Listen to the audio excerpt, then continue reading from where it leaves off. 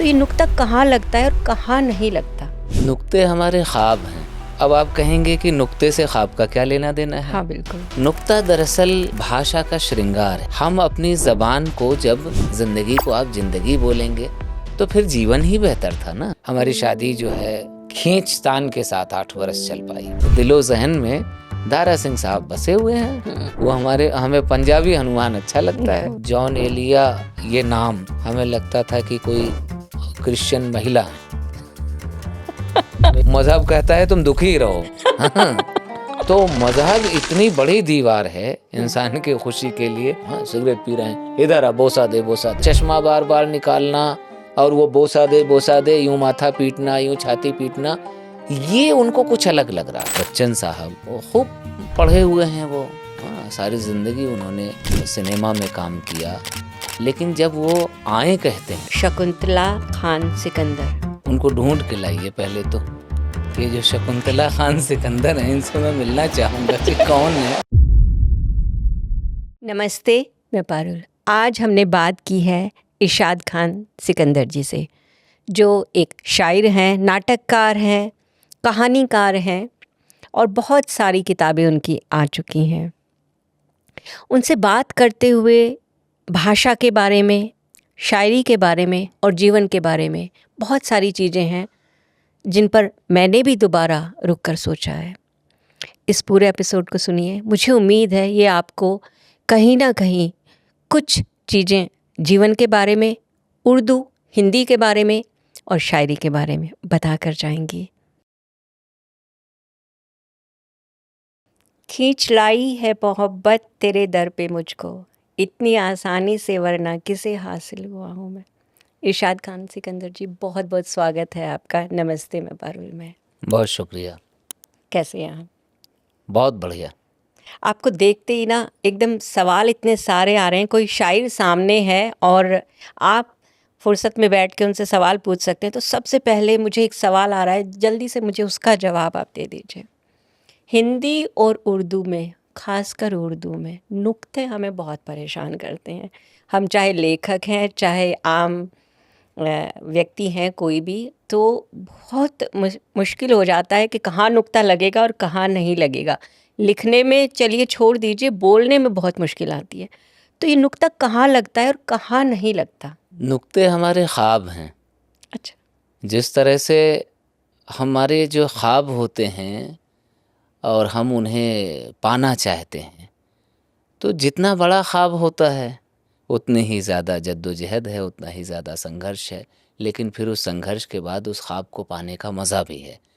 अगर हम उस ख्वाब को पूरा ही नहीं करना, हमें उस ख्वाब को पाना ही नहीं है, तो संघर्ष भी नहीं है। तो अब आप कहेंगे कि नुक्ते से ख्वाब का क्या लेना देना है? हाँ बिल्कुल। हाँ, नुक्ता दरअसल भाषा का श्रृंगार है। हम अपनी ज़बान को जब विस्तृत करना चाहते हैं और उसे खूबसूरत बनाना चाहते हैं, तो उसके ज़रूरत की जितनी चीज़ें हैं वो हमें चाहिए। वरना हर शख्स के पास अपनी बात कन्वे करने के लिए कोई ना कोई तो बोली या भाषा होती ही है और उसका जीवन उससे चल जाता है। लेकिन उससे अधिक चाहिए। जिस तरह से हमारा जीवन जो है चल रहा है, लेकिन ख्वाब क्या है? जो है उससे अधिक की कामना, यही तो है हमारे ख्वाब। तो नुक्ते हिंदी में तो नुक्ता नहीं होता। हिंदी में आप बिंदी, हाँ बिंदी है, परेशान करती है बिंदी कुछ या जगह। नुक्ता वो तो खैर भाषा का फ़र्क है। लेकिन बिंदी जो हिंदी में होती है वो तो दरअसल स्वर है ना, मतलब जो चंद्र बिंदु है जी या अंक की बिंदी है जी। तो ये तो आपका स्वर है, हाँ, नासिका स्वर जो है।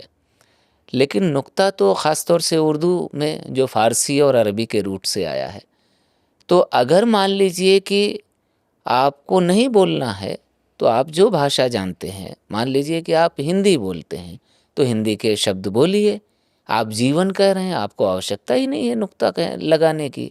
लेकिन जब आप उससे अधिक कुछ चाहते हैं, आपको ज़िंदगी बोलना है, तो आपके पास ऑप्शन जीवन का है। हाँ। लेकिन आपको ज़िंदगी बोलना है, कई कई जगह ऐसी है कि आपको लगता है ज़िंदगी से हमारी बात में ज़्यादा वज़न पैदा हो रहा है। तो अगर आप ज़िंदगी बोलेंगे तो आपने ज़्यादा की तमन्ना भी की, ख्वाहिश भी की, और उसमें वो श्रृंगार की कमी भी अगर रह जाए, ज़िंदगी को आप ज़िंदगी बोलेंगे, तो फिर जीवन ही बेहतर था ना, फिर वहाँ जाने की आवश्यकता क्या थी। तो ये आपकी अपनी इच्छा है और आपकी अपनी भाषा की खूबसूरती को प्राप्त करने का ज़रिया है नुक्ता। तो हाँ, उसे थोड़ी-सी बहुत मुश्किल भी नहीं है, बस बुनियादी 2-4 बातें हैं, उसको सीखना नहीं चाहता है आदमी, तो वो हमेशा नुक्ते को दोष देता रहता है। तो नुक्ते में कोई दोष नहीं है। तो अगर हम लिपि लिखना नहीं सीख रहे हैं, क्या वो 5 पॉइंट हो सकते हैं जिनका हम ध्यान रखें अपनी रोज़गार की मतलब रोज़ की भाषा में, कि उससे बरतें हम इस तरीके से कि नुक्ता हमारा सही लगे? क्योंकि जैसा आपने कहा, जीवन से आप काम चला लीजिए, जी। लेकिन कभी हमारा मन करे कि जीवन चलने का नाम के बजाय हमें ज़िंदगी की ना टूटे लड़ी गाना हो, तो क्या करेंगे? देखिए, ऐसा नहीं है कि कोई 150-200 ऐसे हर्फ हैं या लेटर्स हैं कि जिन पे नुक्ता, कुल मिलाकर के सिर्फ 5 हैं। अच्छा। हिंदी में अगर हम बात करें कि ज है, ज और ज़ 1, जी। फ और फ 2, ग और ग 3, ख और ख 4, यही तो हैं। और क और क 5वां, यस। यही 5 है। तो ये 5 सीखने में 5 दिन भी नहीं लगना है। तो 5 तरीके बताइए, क्या-क्या ध्यान रखें हम अगर हम उर्दू लिखना नहीं सीख रहे हैं, लेकिन नुक्ते सही बरतना चाहते हैं, वो क्या 5 तरीके हो सकते हैं? देखिए, ये ज़हनी मश्क है। अच्छा। हाँ, मतलब हम अंदर से थोड़ा-सा हमें कोशिश करनी पड़ती है शुरुआत में, कि हमें अंदर से तैयार होना पड़ता है कि अच्छा कहाँ क़ है और कहाँ क है। एक ज़रा सी प्रैक्टिस के बाद आप ये पाएंगे कि अगर आपने शुरुआत में ध्यान दिया 10, 5, 15 दिन, तो अपनी ज़रूरत भर के अल्फाज आप 10-15 दिन में सीख जाएंगे। बाकी गलतियां उसके बाद भी होंगी, वो एक्सपर्ट से भी होती हैं, जो उर्दू अरबी के जानकार हैं उनसे भी वो गलतियां। कभी आप ऐसा नहीं हो सकता कि अब आप मुकम्मल हो गए हैं और अब आपसे कोई गलती नहीं होगी। लेकिन यह है कि आपकी आवश्यकता जो है पूरी हो जाएगी, आप ज़रा सी 10-15 दिन की कोशिश करें तो। उसके बाद कहीं ना कहीं आपका अवचेतन मन ही आपको दुरुस्त करेगा। अगर आप गलत कर भी रहे होंगे, कोई उच्चारण गलत हो रहा होगा, तो आपका अंदर से एक जो आपका हमजाद है वो आपको टोकेगा कि यहाँ ठीक नहीं है। और ये जो टोकना है यही आपको दुरुस्त करता है हमेशा। और बाकी अगर कोई बाहर से टोक रहा है उससे कोई फ़र्क पड़ता नहीं।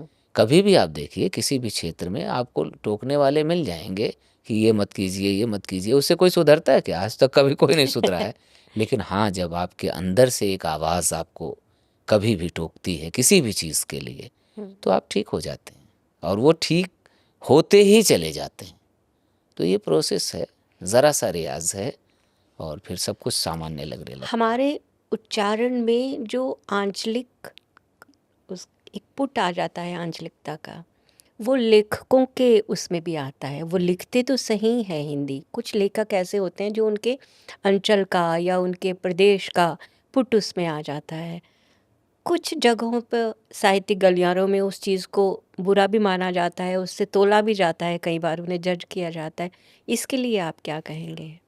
देखिए, मैं अपनी बात करूँगा ज़ाती तौर पे, मैं इसे गहना मानता हूँ।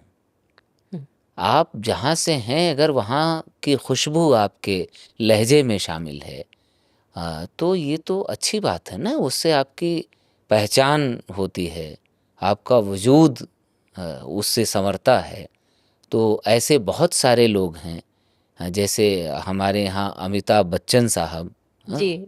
तो वो खूब पढ़े हुए हैं वो, हाँ, सारी ज़िंदगी उन्होंने सिनेमा में काम किया। लेकिन जब वो आए कहते हैं, तो वो जो उत्तर प्रदेश का आए, वो अंग्रेज़ी भी बोल रहे होंगे तो भी, हाँ, वो जो आए हैं, तो मुझे लगता है कि वो बहुत खूबसूरत लगता है। और बल्कि एक्टर्स में अगर कोई ऐसा पैमाना हो कि ये नापा जाए कि सबसे ज़्यादा मिमिक्री किसकी हुई है, तो मुझे लगता है बच्चन साहब की ये मिमिक्री सबसे ज़्यादा हुई होगी। और उन मिमिक्री आर्टिस्ट में अगर आप देखेंगे तो बगैर आए के तो पूरा कुछ होता ही नहीं होता है। मतलब अगर वो मिमिक्री ख़राब भी करते हैं, हाँ, आवाज़ न भी मिल रही हो, हाँ, तो वो आए लगा करके ये साबित करते हैं कि देखिए मैं अमिताभ बच्चन की मिमिक्री कर रहा हूँ। तो ये तो पहचान है ना। तो इसमें अब माई जैसे भी जी जी आप बदल जैसे हमारे दारा सिंह साहब थे, जी वो हनुमान बने हुए थे। पंजाबी में पंजाबी में वो संवाद बोलते हैं, लेकिन खूबसूरती पैदा होती है। मतलब दूसरा कोई बहुत अच्छी शुद्ध हिंदी बोले, बढ़िया बोले, लेकिन हमारे तो दिलो ज़हन में दारा सिंह साहब बसे हुए हैं। वो हमें पंजाबी हनुमान अच्छा लगता है। तो ये तो खूबसूरती है।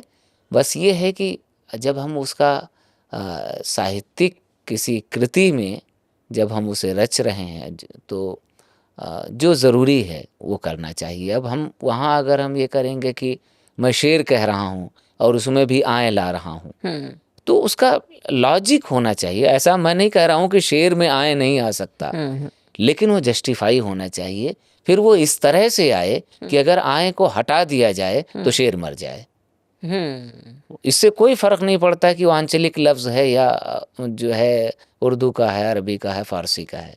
बस वो लफ्ज़ जहाँ हो वहाँ, वो मिसरा है ना कि जो ज़र्रा जिस जगह है वहीं आफ़ताब है, इस तरह से उसका वजूद हो वहाँ कि आप हटाएं तो वो शेर गिर पड़े। तो ये है मेरा अपना मानना। जी। जी अमिताभ जी तो एक माई भी बोलते हैं ना, मैं को माई जी जी जी जी माई ये चाहते हाँ, वो तो यूपी का जो है अपना एक टोन है।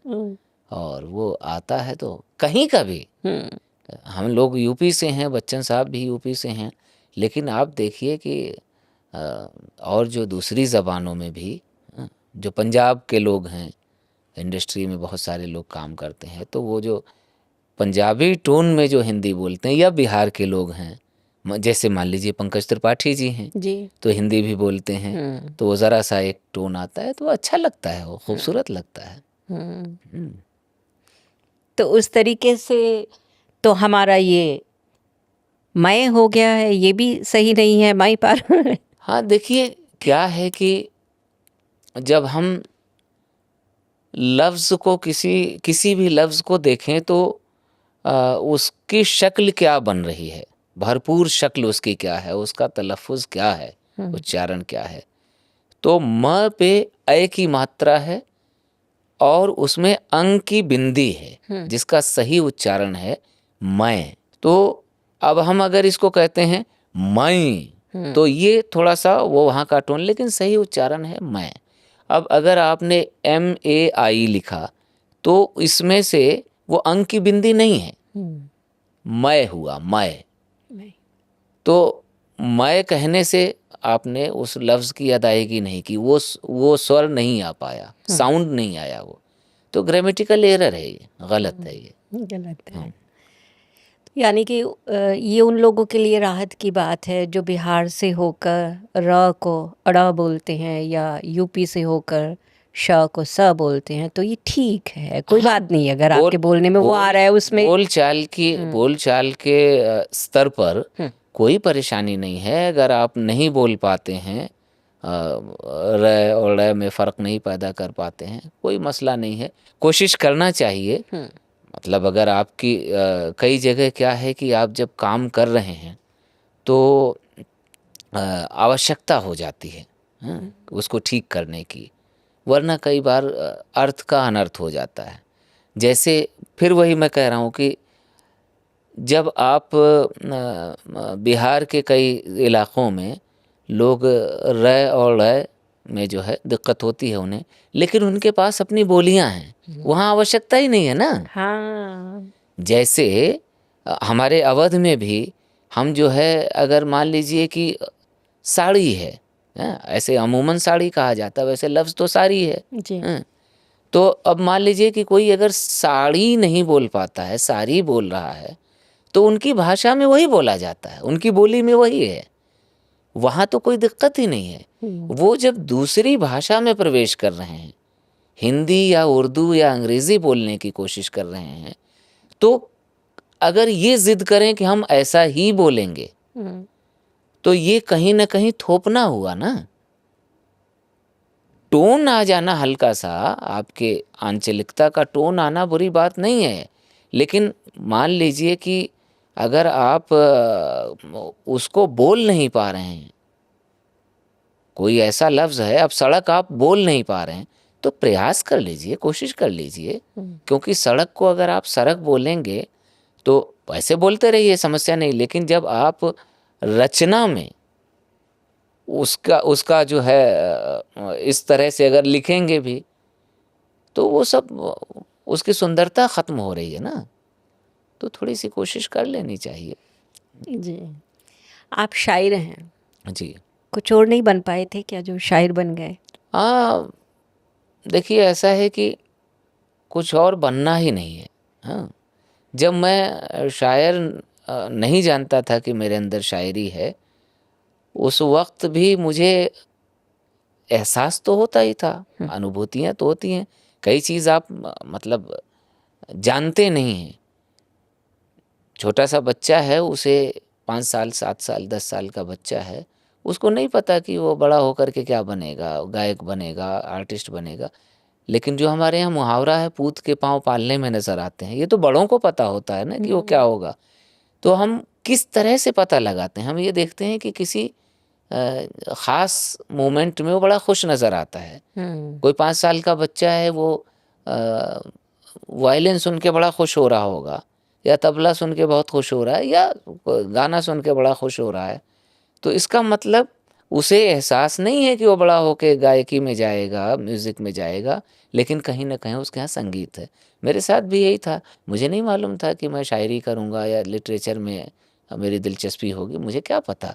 लेकिन मुझे मज़ा आता था जब मैं म्यूज़िक सुनता था, या जब मैं मतलब कहीं मुशायरे की कोई ऑडियो, या किसी किताब में कोई कविता पढ़ता था जिसमें एक रिदम, एक रवानी है, एक लय है, या संस्कृत के जो श्लोक हमारे यहाँ किताबों में, बुनियादी किताबों में होते हैं, तो उसमें मुझे बहुत मज़ा आता था, बहुत अच्छा लगता था।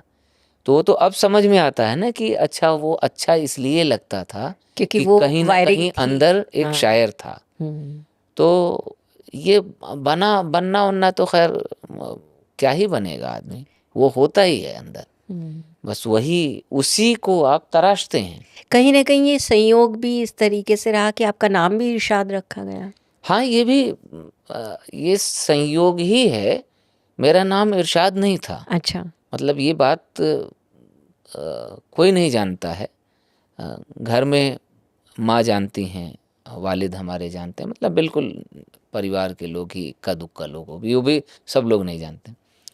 माँ बताती हैं कि जब मैं पैदा हुआ था अपने ननिहाल में, तो मेरी नानी ने मेरा नाम एजाज़ रखा था।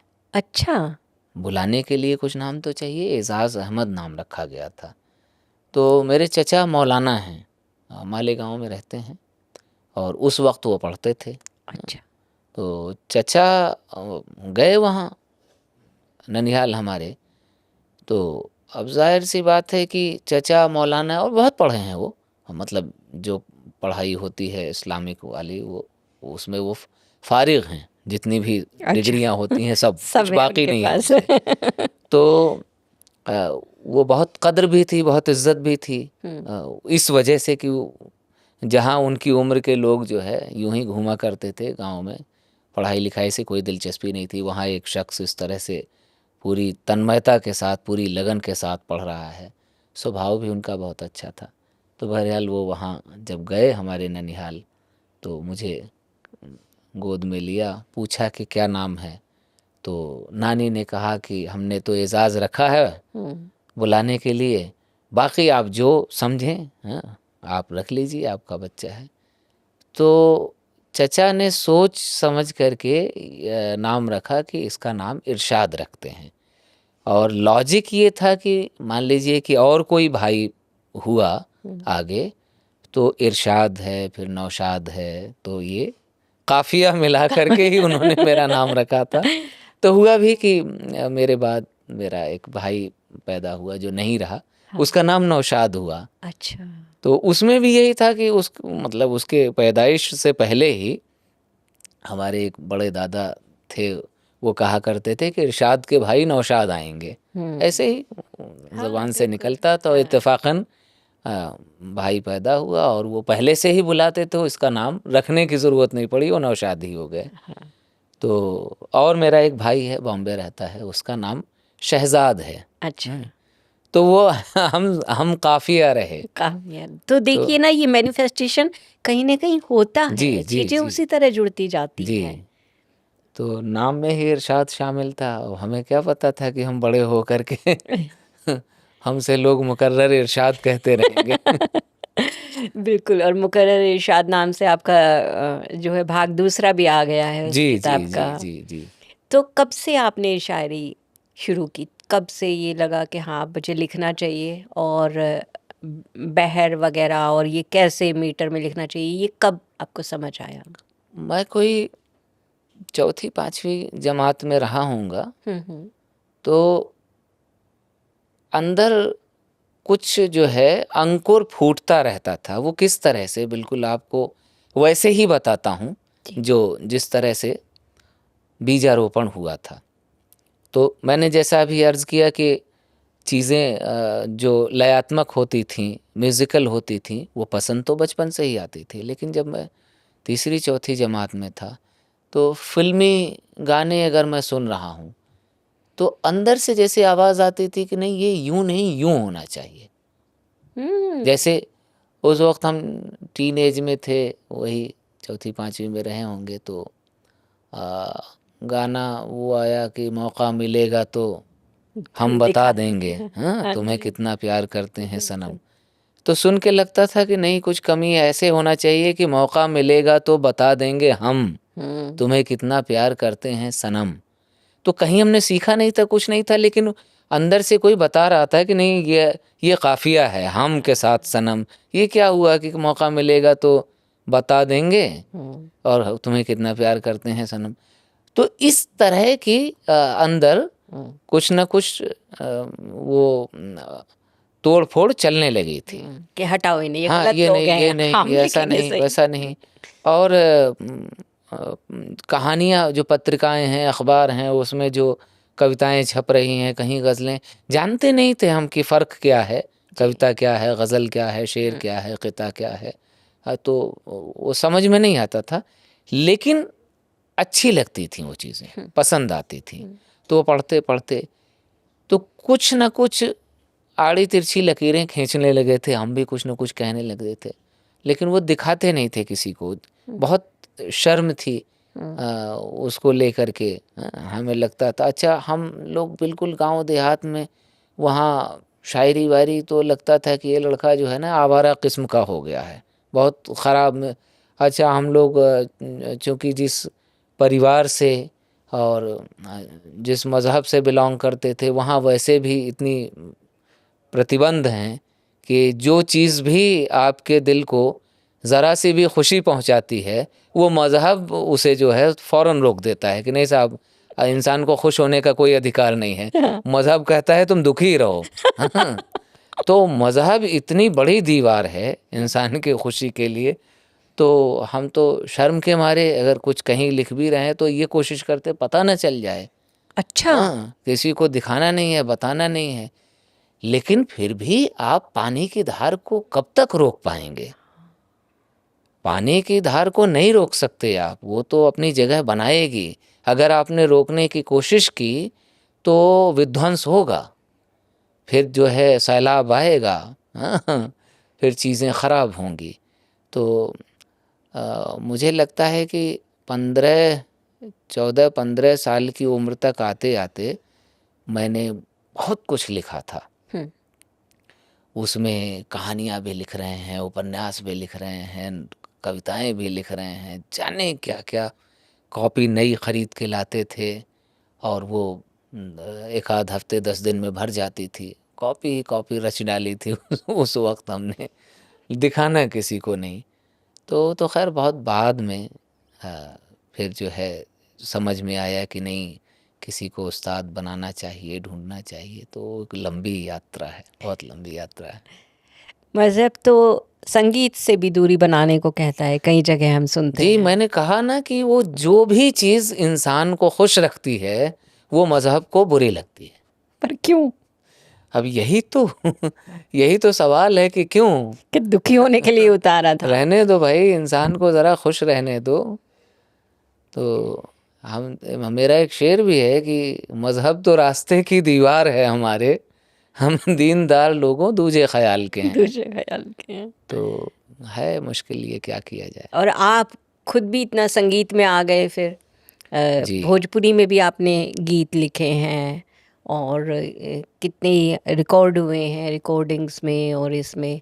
तो फिर जब आप इसमें आए संगीत में और लेखन में आए, तो इस चीज़ के विरोध को आपने किस तरीके से खुद को भी, चाहे हम कितना भी कह लें विरोध करें, जो धर्म की घुट्टी है वो धर्म भीरू हमें हर कोई कहीं ना कहीं जी, है। या जी। तो आप बिल्कुल अपने आप को नास्तिक भी बना के कहें कि भाई मैं नास्तिक हूँ, तो भी कहीं ना कहीं वो आस्तिक किसी न किसी पॉइंट पे होता ही है। जी। तो उसको आप कैसे ये किया, क्योंकि ये तो आपका पैशन था, वो तो जब आप बचपन से ही आप समझ रहे हैं कि ये सही होना चाहिए, तो वो कैसे उसे फॉलो किया आपने धर्म के साथ? देखिए, मैं शुरू से ही सबको खुश रखना चाहता था। माँ भी खुश रहे, वालिद भी खुश रहें, बहन भी खुश रहे, जो मिले वो खुश रहे। तो इस कोशिश में मैं हमेशा अपने आप को नाराज़ किए रहता था और लोग भी खुश नहीं हो पाते थे। लोग तो खुश हैं ही नहीं। है ही नहीं, होंगे। मैं वो काम कर रहा हूँ कि जो पहले ही तय है कि मुझे तो खुशी नहीं देगा, जी। क्योंकि अपने आप को मार के मैं दूसरे को खुश रखने की कोशिश कर रहा हूँ और कोई खुश नहीं है। तो आहिस्ता आहिस्ता अंदर ही हम काम करते हैं। हमें कोई समझाने वाला नहीं था, हमारे पीछे कोई जो है मेंटोर नहीं था, कोई ये बताने वाला नहीं कि यूँ करो। कोई ऐसी जो आपकी विरासत है वो पढ़ी लिखी विरासत नहीं थी। हाँ, हमारे बाप दादे सब जो है खेती किसानी से ताल्लुक़, उनका किताबों से ताल्लुक़ है नहीं कोई। हाँ, बहुत पढ़े तो बहुत बुनियादी, बस चिट्ठी पत्री लिखने भर का। तो लिटरेचर से और म्यूज़िक से, आर्ट से तो किसी का कोई लेना देना नहीं। हाँ, बल्कि वहाँ तो जब मैं आया हूँ तो उस बंजर ज़मीन से अकेला पौधा था मैं। तो अब तो खैर धीरे धीरे लोगों की रुचि उत्पन्न हो रही है। कुछ तो डिजिटल जो मीडिया है इसने भी जो है थोड़ा थोड़ा सा काम किया है। तो बहरहाल मैं सबको खुश रखने की कोशिश में ये मैंने महसूस किया एक वक्त पर कि काम तो नहीं हो रहा है, कोई भी खुश नहीं हो रहा है, मैं ख़ुद भी खुश नहीं हो रहा हूँ। तो चलिए अब ज़रा सा बदलाव करते हैं, कम से कम वो काम करें कि जो अपने आप को खुशी दे। और किसी तरह का मैंने प्रतिबंध अपने अंदर नहीं लगाया। अच्छा। कि मतलब कहीं न कहीं मैंने आचार्य रजनीश की एक वाक्य, उनका जुमला मेरे अंदर असर कर गया कि प्रतिबंध जिस पर लगाएंगे वो चीज़ बहुत महत्वपूर्ण हो जाएगी और वो ख़त्म तो नहीं होगी बल्कि और नुकसान पहुंचाएगी। मतलब एग्जाम्पल कि अगर किसी को कहा जाए कि यहाँ मत झांकिएगा, इस खिड़की से उधर मत झांकिएगा, तो झांकना नहीं बंद करेगा और ज़्यादा झांकेगा उधर। तो वो इतनी महत्वपूर्ण हो जाएगी कि आदमी कहेगा अच्छा इसके पीछे क्यों नहीं झांकना है। तो ये सब चीज़ें हम रोज़ चिंतन मनन भी करते हैं ना, तो अंदर चीज़ें चलती रहीं और फिर हमने कहा कि अब हम करेंगे। अब हमको साहित्य की तरफ जाना है तो जाना है, इससे हमें खुशी मिल रही है। म्यूज़िक की तरफ जाना है तो जाना है, इससे हमें खुशी मिल रही है। और फिर अंदर ये था कि यार ये कहीं एक होता है ना कि आप कोई काम खराब करते हैं तो आपको एक बैड फीलिंग आती है, बिल्कुल। कोई कुछ कहे ना हाँ। कहे, आपका ज़मीर आपको बताता है कि ये ठीक नहीं किया आपने। हम्म। तो जब मैं कुछ इस तरह का क्रिएटिव काम करता था, मिसाल के तौर पे अगर मैंने किसी दिन एक शेर कहा, हम्म। तो मैं अपने आप को कई दिनों तक बड़ा खुश पाता था, बहुत अंदर से खुशी होती थी। तो ये अंदर से महसूस किया कि ये कोई बुरा काम तो नहीं हो सकता, बुरा काम होता तो ये जो है तकलीफ देता, खुशी क्यों दे रहा खुशी है? क्यों दे रहा है। तो इसी तरह से प्रतिबंध अगर किसी ने लगाया है तो आप लगाते रहिए साहब, मैं तो उसको नहीं मानता, मैं अब करूँगा धीरे धीरे। उसमें कुछ लोग नाराज़ हुए, कुछ लोग अब भी नाराज़ हैं। हम गाँव-वाँव में जाते हैं तो जो हमारे ही करीबी लोग हैं, रिश्तेदार, परिवार के लोग, वो आज भी बड़ी उपेक्षा की दृष्टि से देखते हैं। तो आज भी वो दबी ज़बान कह देते हैं कि अरे कोई ढंग का काम कर लो, ये क्या कर रहे हो? हाँ। हाँ, मैंने इसीलिए आपसे पूछा क्योंकि अक्सर यही कहा जाता है लेखकों को। मैंने जो आपसे पूछा कि आप शायर बने, कुछ और नहीं बने क्या? क्योंकि अगर हम किसी को ये कहते हैं कि हम लेखक हैं, तो वो ये पूछते हैं, अच्छा ठीक है, और क्या करते हो? जी, वो वाली चीज़ आ जाती है। तो ये एक विधा है। अगर कोई पेंटिंग भी कर रहा है, उसको भी एक आर्ट माना जाता है। लेकिन लेखक को हमारे समाज में ये स्थान क्यों नहीं मिल पाया? पुराने समय से लेके अभी तक कुछ एक नामों को अगर आप छोड़ दें, तो ये सम्मान, कम से कम सम्मान ही मिले। जी, पैसा तो दूसरी चीज़ है कि उसे एक पेशे के तौर पर भी हम ले सकें। तो इसके लिए आपको क्या लगता है, कहाँ परिवर्तन होना चाहिए?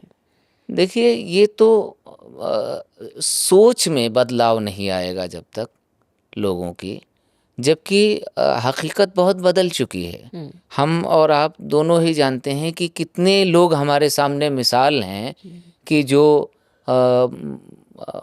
कॉरपोरेट जगत में खूब अच्छा पैसा कमा रहे थे, या दूसरी जो इंजीनियर हैं, डॉक्टर्स हैं, इस तरह के प्रोफेशंस में थे, वो वहाँ से निकल कर के साहित्य में आए हैं हुँ। और आज की डेट में उनका नाम है बहुत अच्छा पैसा भी कमा रहे हैं हुँ।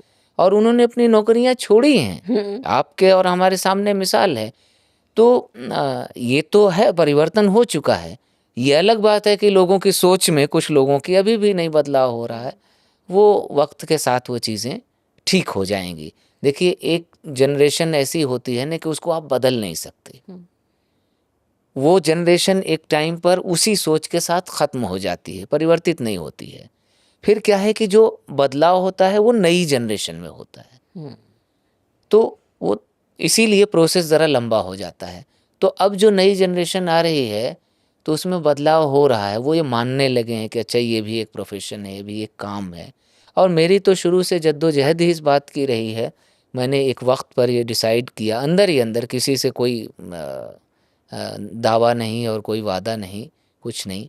अंदर ऐसे अपने आप से एक दिल से आवाज़ आई कि अब मैं नौकरी नहीं करूँगा। और आबाद या बर्बाद, ये अंदर एक जुमला पैदा हुआ कि क्या होगा ज़्यादा से ज़्यादा? ज़्यादा से ज़्यादा ये होगा कि मैं बहुत आर्थिक रूप से बहुत परेशानी में रहूँगा। हो सकता है कि जीवन यापन के लिए जो ज़रूरी चीज़ें हैं वो मुझे मुहैया ना हों। तो फिर मैंने ये देखा कि ना भी हों तो भी आज के वक़्त में इंसान की जो बुनियादी ज़रूरत है कि 2 रोटी उसे खाना तो मिल ही जाता है, इतना तो कुछ न कुछ हम कर ही लेंगे, कुछ नहीं हुआ तो गाँव जा कर के अपनी खेती-किसानी कर लेंगे। तो भोजन तो मिल ही जाएगा, रहने को छत मिल ही जाएगी, लेकिन नौकरी नहीं करूँगा और इसी में मैं मेहनत करूँगा। एक दिन हो सकता है कि लोग जो है मेरे काम को भी इज़्ज़त दें और ना दें तो कम से कम मैं तो दूँगा इज़्ज़त। और आज तक मैंने उस ख़याल के बाद आज तक मैंने जॉब नहीं की।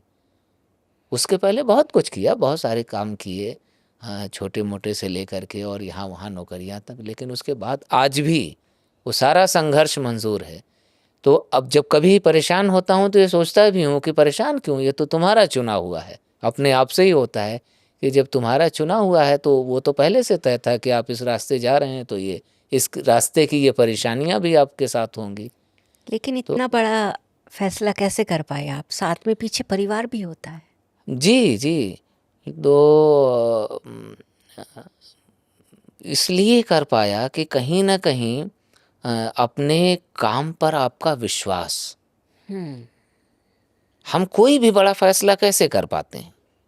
मान लीजिए कि आपने मुझे यहाँ बुलाया है कि आप 2 बजे आ जाइएगा, मैं 2 बजे हाज़िर हो गया हूँ। क्यों?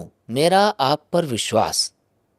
अगर मुझे ये पता होता, आप पर विश्वास ना होता कि यार उन्होंने बुलाया तो है, लेकिन कोई पता नहीं वो आएँगे भी कि नहीं आएँगे, या कहीं ऐसा तो नहीं है कि बुला के खुद ही गायब हो जाएँ, तो शायद मैं ना आता। तो अपने काम पर विश्वास, कहीं न कहीं मुझे ये यकीन है कि मेरा ये जो काम है, आज तो ख़ैर मैं उस विश्वास में तो कुछ पुख्तगी भी आई है, जी। हाँ? थोड़ा-सा तो मैं खुश हो सकता हूँ कि आज उसी काम से ही मेरा घर चल रहा है। हुँ। उस वक़्त तो कुछ पता नहीं था ना, उस वक़्त तो हाँ, बिल्कुल शून्य में थे हम। बिल्कुल। लेकिन उस वक़्त भी हमें विश्वास था कि हम परिवार इसी से चला ले जाएँगे, इसी से। बाकियों को नहीं था, खुद मेरे वालिद को ज़रा-सा भी भरोसा नहीं था। हुँ। तो वो ठीक है, वो वालिद हैं, नाराज़ होना जायज़ था, तो खूब नाराज़ हुए। हुँ। लेकिन आज उनको भी भरोसा हो गया है कि नहीं, ये कर ले जाएगा। बहुत सारे नए जो शायर हैं उनके लिए प्रेरणा है आप। और उनके लिए क्या कहना चाहेंगे कि वो किस तरीके से, अगर वो शायरी में आना चाहते हैं तो किस तरीके से आएँ और कैसे मन बनाएँ? क्या एक तरीका हो सकता है? किस आधार पे वो खुद को तोल लें कि भई ये देख लो, तो इधर आओ वरना तो इधर नहीं आओ? जहाँ तक मेरा अनुभव है कि शायरी में लोग पार्ट टाइम, हाँ, इसको पार्ट टाइम जॉब समझते हैं। दूसरा ये कि जो आज के वक़्त में प्रसिद्धि के जो साधन हैं, वो उनको ज़्यादा आकर्षित करता है, ज़्यादा खींचता है। तो उसमें उसकी तरफ देख कर के लोग शायरी में आते हैं। इसका नुकसान ये होता है कि वो किसी तरफ के नहीं रहते। वो प्रसिद्ध भी नहीं हो पाते। अगर होते हैं तो फिर वो ऊट-पटांग काम करके, हाँ, उसका शायरी से कोई लेना-देना नहीं होता है। हुँ। तो पहली बात तो ये है कि ये पार्ट टाइम नहीं है। शायरी तो 24 घंटे में 48 घंटे माँगती है। मैं तो आपके साथ बैठा हुआ हूँ और अंदर की किसी एक लेयर पर शायरी रक़्सां है। आहा! हाँ, तो हर वक़्त मैं सोते-जागते मैं साँस भी लेता हूँ, तो वो अंदर कहीं न कहीं शायरी है। तो ये हमें मोहलत नहीं देती है। तो इस तरह से आप इसके हो सकें कि जब आप में और शायरी में जिस तरह से दूध और पानी में को अगर एक साथ मिक्स कर दिया जाए तो फ़र्क पैदा नहीं किया जा सकता। तो शायरी के आप इस कदर हो जाएँ कि शायरी आपकी और आप शायरी की, और दोनों को जुदा न किया जा सके। तो अगर ये आपके अंदर शिद्दत है तब तो आप शायरी में आइए। दूसरा ये कि इससे प्रसिद्धि और कमाने ये सब नहीं, ये होगा, अगर होना होगा तो होगा। उन चक्करों में मत पड़िए, वरना वो दूषित हो जाएगी। अगर आपने पहले से ये सोच लिया कि अच्छा हम शायरी करेंगे और उससे ये मुशायरे हासिल होंगे और उससे साहब हम देश दुनिया घूम लेंगे ऐसा, तो आपने पहले ही उसे अपवित्र कर दिया है। या हम इंस्टा पे हिट हो जाएंगे, आप वहाँ फेसबुक पर 2 शेर लगा देंगे, तो नहीं। इन सब चीज़ों, रोज़ी रोटी के लिए अच्छा फिर आप उसी तरह की शायरी, तो बाज़ारवाद है ना, फिर बाज़ार जैसा कहेगा। बाज़ार कहेगा कि आप लड़की पे शायरी कीजिए, आप लड़की पे शुरू हो गए। बाज़ार कहेगा कि आज युद्ध हो रहा है उस पे कीजिए। तो बाज़ार जो कहेगा वो आप करते जाएँगे, तो फिर वो बात पैदा नहीं होगी ना। शायरी तो अपने आप को खोजने का काम है, अपने आप को ढूँढने का काम है। तो एक ऐसा संसार जो आपके अंदर है और आप उसे खोज रहे हैं। ये थोड़ी है कि बाहर दिख रहा है तो आज रोटी कमा के नहीं लाया हूँ, उस पर शेर कह रहा हूँ आज उस पर। ये तो बाज़ार है। तो ये कुछ-कुछ बुनियादी चीज़ें हैं कि जिसको आपको खुद एक्सप्लोर करना होगा। हुँ। इसमें कोई मशवरा नहीं दे सकता। मैं कहूँ यूँ कर लो, यूँ कर लो, वो मेरा जो थॉट है और मेरे जो बिंदु हैं वो मेरे ऊपर अप्लाई करेंगे, वो मेरे हैं, वो आप पर अप्लाई नहीं किया जा सकता। आपको खुद ढूंढना होगा, अपने अंदर तलाश करना होगा। जब उसकी तलाश कर लें तो आप शायरी में आइए, नहीं तो कुछ और काम कर लीजिए। क्यों शायरी में वक्त ज़ाया करना, शायरी को भी नुकसान पहुंचाना, अपनी ज़िंदगी को भी नुकसान पहुंचाना। खो गई आपकी बातों में मैं। और जो आपने मुशायरे की बात की, ये ठेके पर मुशायरा, इसमें भी क्या इसी तरह की कोई कुछ चीज़ें हैं? जैसे कि आपने कहा कि हम मुशायरों में जाएंगे, देश दुनिया भी घूम लेंगे और पैसे भी मिल जाएंगे। ये ठेके पर मुशायरा जो आपने नाटक लिखा है, ये कैसे आया? ये किस तरह से? कहीं ना कहीं व्यंग्य तो इसमें है ही। हाँ बिल्कुल है। देखिए जो बात मैं कह रहा हूँ, एक लंबे वक्त से हमने देखा भी है, कला से जुड़े रहे हैं। तो म्यूज़िक फील्ड में इसमें ठीक है, शायर और शायर किरदार हैं और शायरी केंद्र में है इसके। लेकिन अगर हम इसे मेटाफर मान लें तो सभी जो कलाएं हैं उसमें मूल्यों में गिरावट तो है ही, सब जगह वही है। हाँ, इंसानी मूल्यों में गिरावट है, वो तो कला है। तो बहुत वक्त से मन में ये चल रहा था कि इस पर जो है कुछ एक नाटक लिखा जाना चाहिए, और नाटक ऐसा हो कि सब सारी बातें हों लेकिन इशारे में हों। हाँ, निजी हमला ना हो जाए किसी पर। तो उसके तहत ये, चूँकि कहा जाए तो ये भोगा हुआ यथार्थ है। हाँ, मैं जब इस नाटक की रिहर्सल चल रही थी तो जो हमारे सारे कलाकार मित्र थे इसमें किरदार निभाने वाले, तो उनसे मैंने सबके अपने अपने सवाल किए, किरदार कहाँ से आया, ये कहाँ से आया, इसको सर आपने कैसे सोचा। तो मैंने उनको एक बात कही थी कि ये सारे किरदार मेरी आप बीती हैं, ये सब मैं ही हूँ। आपने भूमिका में लिखा है ये? हाँ, ये आपने जितने भूमिका भी में किरदार लिखा हैं है? सब मैं हूँ। अब वैसे समझने के लिए बड़ा मुश्किल काम है कि अरे ऐसा कैसा हो सकता है, लेकिन बहुत आसान बात है कि जब हम किसी किरदार को महसूस करते हैं, देखते हैं, जी। तो पहले हम बाहर से देखते हैं, फिर वो हमारे अंदर इतना उतर जाता है कि वो हम ही हो जाते हैं। अगर ऐसा नहीं होगा तो फिर वो किरदार जो है लिखने में हमेशा एक उससे अजनबीपन रहेगा। जब तक वो आपका अपना नहीं होगा तब तक आप उसे उतनी शिद्दत से लिख नहीं पाएंगे, उसमें एक गैप रहेगा। तो कभी रहा होगा उसमें, मान लीजिए 5-7-10 कैरेक्टर हैं, कभी वो कोई और रहा होगा, लेकिन एक वक्त पर वो हम ही हो गए। तो इस तरह से इसकी बुनियाद पड़ी और किरदार लिखे गए। और चूँकि ये जो मुशायरों के पीछे का षड्यंत्र है, इसकी जानकारी आम लोगों को, आम पाठकों को या आम दर्शकों को नहीं है, तो उस नाट्य विधा में ये थोड़ा सा ताजगी लिए हुए विषय था, तो इसलिए ये हो पाया। जॉन एलिया का जिन, जी वो कहाँ से आया, कैसे आया? हाँ, ये भी एक संयोग है। जॉन साहब को हमने पहली मर्तबा 2006 के या 5 के दरमियान पढ़ा होगा, उससे पहले तो हम जानते भी नहीं थे। तो जॉन एलिया ये नाम हमें लगता था कि कोई क्रिश्चियन महिला हैं। तो हमें ये नहीं पता था कि ये कोई मेल हैं। हाँ। क्योंकि फिर बाद में जब तस्वीर देखी हाँ। तो उनके बड़े बड़े बाल, वो तो तब भी हमें यही लगा कि कोई खातून है। तो बहरहाल बाद में उनकी ज़िंदगी के बारे में कुछ बुनियादी बातें पता चली। तो एक संयोग ये रहा कि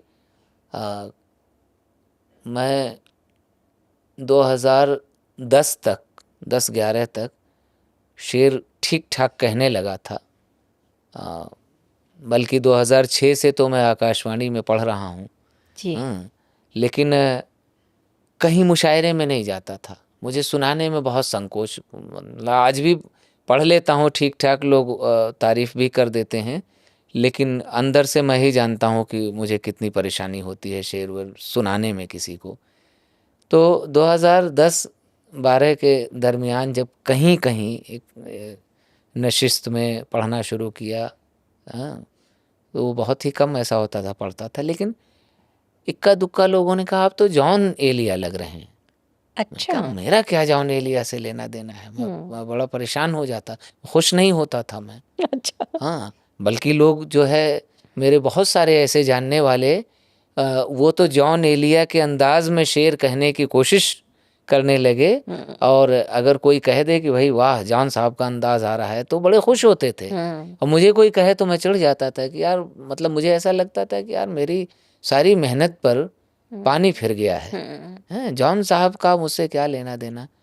तो बहरहाल ये लंबी कहानी है, शॉर्ट में अगर आपको बताऊं कि एक वक्त ऐसा आया कि मुझे कई दोस्तों के हुक्म पर मैंने सोचा कि जॉन साहब से रिलेटेड एक आर्टिकल लिख दूं जिसमें बुनियादी बातें दर्ज कर दी जाएं जॉन साहब को लेकर के, जो हिंदी के पाठक, उर्दू वाले तो जानते हैं, जो हिंदी के पाठक जानना चाहे, अब तो बहुत कुछ जान गए हैं, लेकिन उस वक्त तक लोग जानना चाहते थे कि जॉन साहब पाकिस्तान के हैं या हिंदुस्तान के हैं, और हिंदुस्तान से पाकिस्तान गए तो कब गए, वगैरह वगैरह। उनके एक भाई का कत्ल हुआ था, तो उसके अमरोहा बारे के में, रहने वाले। जी जी जी, अमरोहा के, तो बड़े भाई का उनके कत्ल हुआ था, तो इस तरह की, या उनके तलाक हुआ, उनके बच्चे, उनकी पत्नी, वो सारे मैटर।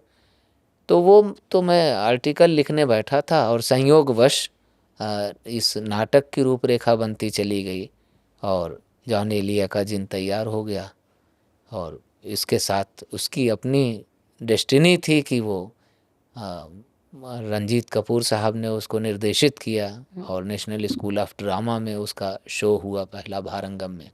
आज तक लोग पसंद कर रहे हैं, देख रहे हैं। जॉन एलिया एकदम से इतना लोगों में, खासकर युवा लोगों में कैसे फेमस हो गए? जो उनका एक एटीट्यूड है, मतलब वो एक एटीट्यूड बन गए हैं, वो एक चेतना अलग ही तरह की बन गए हैं कि भाड़ में जाओ टाइप, और मैं तो ये हूँ। तो इतना कैसे वो मशहूर हुए? अगर आप देखें, ज़रा सा गौर करें, तो जो इंसान कोई भी हो, वो सभ्य इंसान हो या असभ्य इंसान हो, उसे तमाशा बहुत पसंद आता है। वो ऐसी चीज़ देखना पसंद करता है कि जो अजीबो गरीब हो। अगर हम आप जा रहे हैं और अगर एक कोई बहुत सभ्य आदमी बड़े मोहब्बत से बड़े अच्छे लफ्ज़ों में बात कर रहा हो, बड़ी कायदे की बात कर रहा हो, तो हम ऐसे गुजर जाते हैं, छोड़ो यार, बोर कर रहा है। जबकि हम खुद बहुत अपने आप को कहते हैं कि हम इंटेलेक्चुअल हैं, उसकी बात सुनेंगे नहीं, हम चले जाएंगे।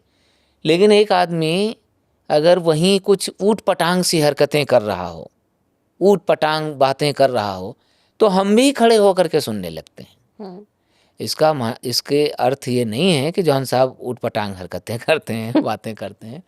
बात ये है कि जैसे मुशायरों में या किसी भी मंच पर जो हमारे मन में, या जो हमें सिखाया गया है आज तक कि जाना है एक तहजीब से बातचीत करनी, मतलब गाली देने वाला आदमी भी अगर मंच पर जाता है तो एक भाषा देवी और सज्जनों, या हाँ मंच पर उपस्थित, हाँ, तो एक भाषा है उसकी, एक ग्रामर है कि अच्छे से बात करेंगे, अच्छे कपड़ों में होंगे, ज़रा ढंग से। जॉन साहब को आप देख रही हैं तो जॉन साहब ने उन सब चीज़ों को तोड़ दिया। जो आपका स्टेज का जितना ग्रामर था सबको तोड़ दिया। वो शराब का गिलास लेकर के और सिगरेट पीते हुए आ रहे हैं, मैं तुम कोई सामहीन नहीं हो, हाँ मैं कोई शायर वायर नहीं हूँ, बैठो भी सुनाता हूँ, हाँ सिगरेट पी रहे हैं, इधर आ बोसा दे बोसा दे। तो अब ये जो चीज़ है ये कुछ अलग है। मैं शायरी की बात नहीं कर रहा हूँ। शायरी किसको समझ में आ रही है? जो लोग सुन भी रहे हैं, जो दीवाने भी हैं, जॉन साहब के 4 शेर अगर रख दिए जाएं किताब से तो उनको कुछ नहीं पल्ले पड़ेगा। वो जो है ना, वो शराब पीना और वो बाल यूं झटकना और चश्मा बार बार निकालना और वो बोसा दे, यूं माथा पीटना, यूं छाती पीटना, ये उनको कुछ अलग लग रहा है। और ये जो जो फ्रस्ट्रेटेड जो लड़के हैं ना 18, 19, 20, 22 साल के, तो उनको लग रहा है कि बस बस बस बस यही तो है हमारी बात करने वाला शख्स, ये आदमी हमारा दुख जानता है। तो आप देखेंगे कि वो सब के सब दीवाने हैं। ज्यादातर, तादाद उन्हीं की है वो वो पहन करके घूम रहे हैं। तो जो सोशल मीडिया पर हिट होने का जो कारण है अभी आज के वक्त में, मैंने ज़्यादातर ऐसे ही लोगों को पाया है। और ये कामयाबी जो होती है, ये जो है मतलब बहुत स्वस्थ नहीं है। हाँ, सफलता एक होती है कि जिसकी बुनियाद बड़ी मजबूत है। वो अब जैसे अगर गालिब पॉपुलर हैं, तो गालिब तो हमें नहीं पता कि वो कैसे पढ़ते थे, वो उनका अंदाज क्या था, कुछ भी नहीं मालूम हमें।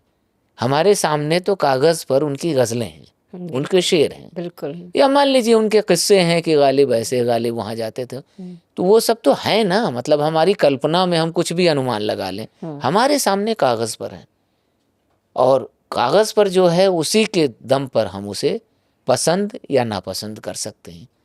तो अगर 150 बरस के बाद गालिब आज भी, उन्हें जिनको समझ में तो किसी को भी नहीं आते, लेकिन लोग समझने की कोशिश कर रहे हैं, करीब तो जा रहे हैं। और कुछ अगर उसमें से समझ में आ जाए तो उसमें वो कुछ दिनों तक घूमते रहते हैं। तो ये है। लेकिन उस समय शायर लोग ज़्यादा पसंद उन्हें नहीं करते थे, चाहे लोग पसंद करते गालिब हों। को नहीं, जॉन साहब को नहीं, ऐसा नहीं है। मैंने जहाँ तक पढ़ा है, हाँ जी, तो पॉपुलर वो उस वक्त भी थे। अच्छा। और खूब पॉपुलर थे। देखिए होता क्या है ना कि हम लोग जो देखते हैं, हमें ये लगता है कि अरे यार, मतलब ये फलां साहब तो आज से ज़्यादा तो कोई इतना पॉपुलर हुआ ही नहीं। तो क्या है कि हम अपनी आंखों के सामने जो चीज़ देख रहे हैं उसको कह रहे हैं, हमने वो देखा ही नहीं है कि पॉपुलैरिटी क्या होती थी। मैं बहुत लोगों को तो नहीं जानता, लेकिन मैंने बशीर साहब को देखा है। मतलब उस वक्त जब मैं जाता था वहाँ मुशायरा सुनने, रात के 2 बजे सर्दियों में, बिल्कुल मतलब आज तो मुशायरे 2 घंटे से ज़्यादा नहीं होते जी, लेकिन तब मुशायरे का मतलब होता है पूरी रात गुजरती। 8 बजे 8:30 बजे जो इशा की नमाज होती थी, उसके बाद मुशायरे शुरू होते थे, और सुबह फजर की नमाज तक, अजान तक मुशायरे हुआ करते थे।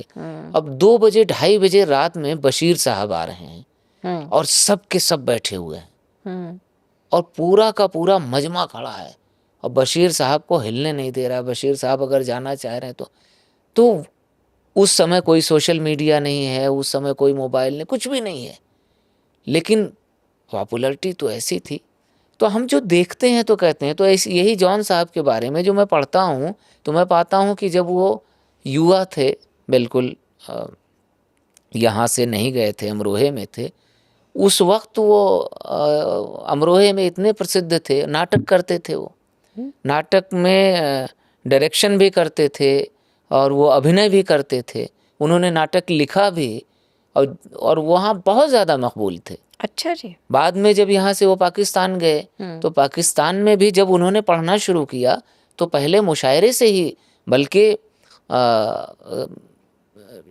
किसी एक शायर का मुझे याद नहीं आ रहा है कि किसका जुमला है, उन्होंने कहा कि जॉन कभी मुशायरे में ही हूट नहीं हुए, बल्कि ये ऑडियंस को हूट कर दिया करते थे। तो ये प्रसिद्धि का आलम था उनके। 74 के आसपास वो दिल्ली आए, वहाँ मतलब हिंदुस्तान आए हैं। तो उस वक्त मैंने देखा है कि पढ़ा है कि जिसको पता चला कि जॉन साहब आए हुए हैं, सब के सब वहाँ पहुँच गए उनसे मिलने के लिए। दूरदर्शन वाले बाइट लेने पहुँच गए। तो इतने प्रसिद्ध थे वो उस वक्त कि जहाँ जहाँ से गुजर रहे हैं उनके पीछे लश्कर चल रहा है, भीड़ चल रही है। तो हमको ये लगता है क्योंकि हमने डिजिटल मीडिया से जॉन साहब को जाना है, नई जनरेशन ने यहीं से जाना है, तो उनको लगता है कि अब पॉपुलर हुए हैं। ज़्यादातर लोगों का ये मानना है कि वो तो मरने के बाद प्रसिद्ध हुए हैं। तो हमने वो वाला वक्त देखा ही नहीं है। अगर आप थोड़ा गौर से देखें तो वो जो वीडियोस हैं यूट्यूब पर, जी, तो वो वीडियो ही गवाही देंगे कि उस वक्त, क्योंकि वीडियो आज का तो है नहीं, हाँ, वो आप देख रही हैं कि कोई 90 का है, हाँ जी, हाँ, जी, कोई 92 का है, जी, और वहाँ वो वीडियो गवाही दे रहा है कि वो कितने पॉपुलर हैं। ऑडियंस बता रही है। अगर अनाउंसर ने नाम लिया सिर्फ जॉन एलिया, तो आप देखिए कि कितनी देर तक तालियां बज रही हैं और लोग उनको जाने नहीं दे रहे हैं। हाँ, जाने नहीं दे रहे हैं, वो उठ के भाग रहे हैं और फिर लोग बुला रहे हैं उनको। तो वो मशहूर हैं। बहुत सारी गलत फहमियाँ हैं। हाँ, हाँ, बहुत सारे हम शायर कवि। अपने आप अनुमान, हम मुझसे भी लोग कहते हैं जॉन साहब को लेकर के कि मतलब मरने के बाद वो मशहूर हुआ, उसके पहले तो कोई जानता नहीं था। तो ऐसा कैसे है भाई? आप कैसे जानते हैं कि उनको कोई नहीं जानता था? शायद उनकी लिखी हुई भी नहीं थी किताब में या कुछ, वो अब नहीं था। अब यही अनुमान लगाइए हम्म, कि जिस शख्स की कोई किताब नहीं आई है, हम्म, कोई किताब, अमूमन होता क्या है कि आपकी किताब आई और बड़ी प्रसिद्ध हो गई, जी, तब तो लोग आपको जानते हैं। जी, अच्छा, या फिर अगर आप जो है सिनेमा में हैं, तो किताब नहीं भी आई है तो सिनेमा, चूंकि वो ऐसी दुनिया है कि रातों रात आदमी स्टार बन जाता है। वो तो ऐसी भी किसी जगह पर नहीं है कि हाँ वो सिनेमा में हो या और किताब भी नहीं आई, उसके बाद इतना पॉपुलर कैसे हैं वो? तो इसका मतलब ये है कि लोगों के बीच उनकी प्रसिद्धि उस वक्त भी थी। इरशाद जी, जावेद अख्तर साहब का एक इंटरव्यू कहीं मैं सुन रही थी यूट्यूब पर, और वो कह रहे हैं कि कैफ़ी आज़मी जो हैं या फिर साहिर लुधियानवी जी जो थे, तो उतना मीटर में नहीं भी लिखते थे कई बार, लेकिन सही लिखते थे। उतना उन्हें चाहे उस चीज़ की नॉलेज ना रही हो, लेकिन सही लिखते थे। उन्हें वो जो आपने बात की कि वो अंदर होता है आपके, वो जो वायरिंग है उस तरह की। तो क्या ये हो सकता है कि हमें शायरी का व्याकरण ना आता हो, लेकिन तब भी हम लिख पाएँ? हाँ, बिल्कुल। देखिए, जो आप कह रही हैं कि जावेद अख्तर साहब ने ऐसा कहा साहिर साहब के लिए या कैफ़ी साहब के लिए, तो इसमें मुझे लगता है कि कहीं कोई कुछ त्रुटि है। हुँ। और हो सकता है कि उन्होंने कुछ और कहा होगा, कुछ और तरह से बात आप तक पहुँची होगी। हो सकता क्योंकि कैफ़ी साहब और साहिर साहब तो माहिर लोग थे, है। हाँ, हाँ? व्याकरण के भी माहिर थे, रूज़ के माहिर थे। लेकिन जो आपका दूसरा सवाल है कि अगर कोई शख्स ग्रामर उतनी अच्छी नहीं जानता है, उसका छंद शास्त्र इतना बेहतर नहीं जानता है, गज़ल विधान नहीं जानता है, तो क्या वो उसके बावजूद भी शायरी कर पाएगा? हाँ, कर पाएगा, बिल्कुल कर पाएगा। ये ठीक उसी तरह से है कि जैसे आपने देखा होगा कि बहुत सारे ऐसे गायक मिलेंगे आपको गाँव में, पहाड़ों में, कि जिन्होंने कभी जीवन में संगीत सीखा नहीं है, लेकिन उसके बाद भी वो गाते हैं और सुरीले हैं, सुर में हैं, तो फ़ोक सिंगर हैं। हाँ, ये ज़रूर है कि अगर उनको शास्त्रीय गायन करना है, क्लासिकल म्यूज़िक करना है, तो सीखना पड़ेगा। तो इसी तरह से आपसे बहुत मुमकिन है कि अगर अंदर से आप म्यूज़िकल हैं, रिदमिक हैं, तो आप बहर में शायरी हो जाए। अल्लामा इक़बाल का मिसरा भी है कि बात जो दिल से निकलती है, असर रखती है, पर नहीं ताकत परवाज़ मगर रखती है।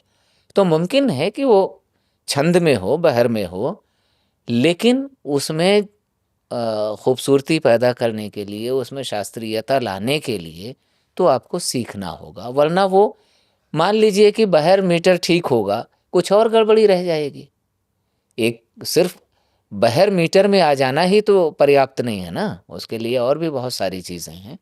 तो जब आपने सीखा नहीं है, आप ट्रेंड नहीं हैं, तो वो गड़बड़ियाँ हो सकती हैं। और अगर मान लीजिए कोई गड़बड़ी ना हो, इत्तेफाकन संयोगवश आपसे बहुत अच्छा शेर हो गया, तो आपको भरोसा नहीं होगा कि अच्छा है कि नहीं है, क्योंकि आप ट्रेंड नहीं, आप जानते ही नहीं हैं।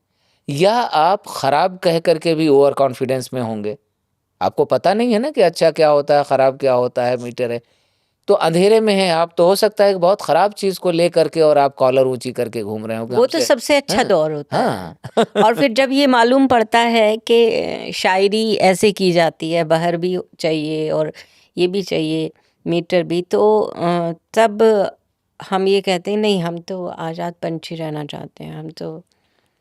हाँ, ये तो क्या है कि अपनी नाकामियों को छुपाने का तरीका है कि आदमी सीखना नहीं चाहता, मेहनत नहीं करना चाहता है, तो अपने आप को जस्टिफाई करने के लिए अपने हक में कुछ दलीलें बना लेता है। हाँ, बल्कि वो दलील कहना ठीक नहीं है, कोई कुछ कुतर्क अपने लिए गढ़ लेता है वो। गढ़ लेते हैं। और वो कहता है कि नहीं साहब, हम तो ऐसे ही चलेंगे और यही ठीक है, क्यों ना हम आज़ाद रहें। नहीं, वो सब दरअसल आप जो है बहुत कमज़ोर बचाव कर रहे हैं। वो शेर है बहुत अच्छा उनका, इस कि चल मान लिया तेरा कोई दोष नहीं है, हालांकि दलीलों में कोई दम तो नहीं था। सही बात है।